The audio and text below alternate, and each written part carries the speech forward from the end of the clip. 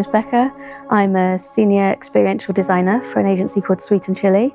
My history is interior architecture at uni and then into commercial interiors. The last sort of 4 or 5 years moved into more experiential led and sort of looking at the emotions of space as well as the sort of the physical impact of space.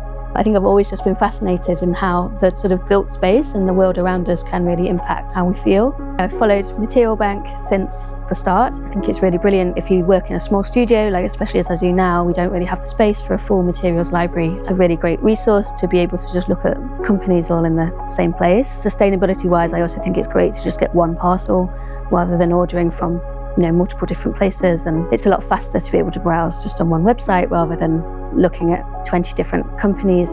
Yeah, I wanted to participate in Curated by Creatives, so the idea of creating without a sort of set budget or client or sort of strict brief and being able to just be as creative as we wanted to be.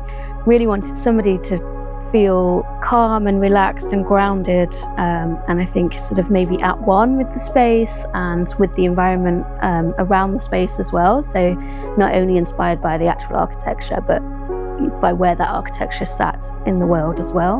Really inspired by the idea of nature, so really drawn towards a lot of the sort of worn steel and the sort of blue wallpaper that looks like it's sort of watery, and thinking about elements of that natural environment in more physical architecture. We had a lot of fun laying out the mood board using a sort of reflective material, so it would feel like the mood board was almost a real island and it was floating on water, and you could play with reflections and the way that light would bounce around the materials. It's really lovely to set a narrative with anything that you're designing, and so a concept really helps you firm those decisions and understand why you're doing different things, and also helps you think more about the emotions of the space and how you want people to actually feel.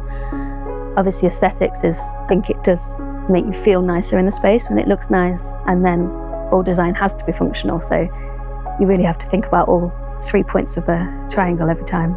It feels amazing to have our vision recognised, so it's very validating to feel that the designs that we put forward are respected and really amazing, and I feel really proud of that. I think for other designers or future designers, materials might sometimes feel like the last bit or this sort of not such an important bit of the space, but I actually think it's some amazing design that can happen if you lead material first.